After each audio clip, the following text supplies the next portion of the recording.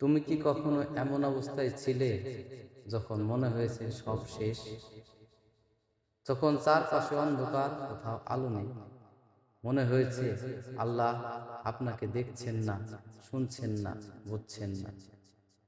আল্লাহর রহমত থেকে কেবল কাফিরাই নিরাশ হয়। সূরা ইউসুফ আয়াত ৮৭। আসলে তুমি জানো না, কিন্তু আল্লাহ জানেন। তুমি দেখছো না, কিন্তু তিনি দেখছেন। তুমি নীরব, কিন্তু তিনি তোমার হৃদয়ের কথা শুনছেন।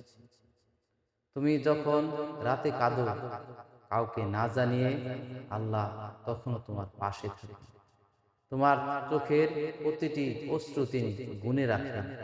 আর যখন তুমি দোয়া করো, তখন আল্লাহ তাআলা বলেন, আমাকে ডাকো, আমি তোমার ডাকে সাড়া দেব। সূরা আল মুমিন আয়াত ৭। জীবনে অনেক সময় মনে হবে সবকিছু শেষ, কিন্তু ঠিক তখনই মনে রেখো, আল্লাহ যখন কিছু দেরি করেন, সেটা কখনো তোমাকে বঞ্চিত করার জন্য নয়, বরং আরো ভালো কিছু দেওয়ার জন্য। তাই হতাশ হবে না ভাই, নিরাশ হবেন না বোন। আজ যে কষ্টে আছো, সেটা তোমার জান্নাতের পথ হতে পারে।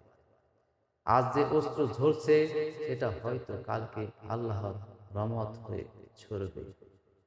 আল্লাহ কখনো কাউকে নিরাশ করেন না।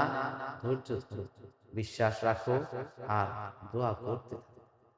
কারণ তোমার আল্লাহ তোমার খুব কাছেই আছে। তাই আল্লাহর উপর ভরসা রাখুন, ভরসা করো, আল্লাহ যথেষ্ট।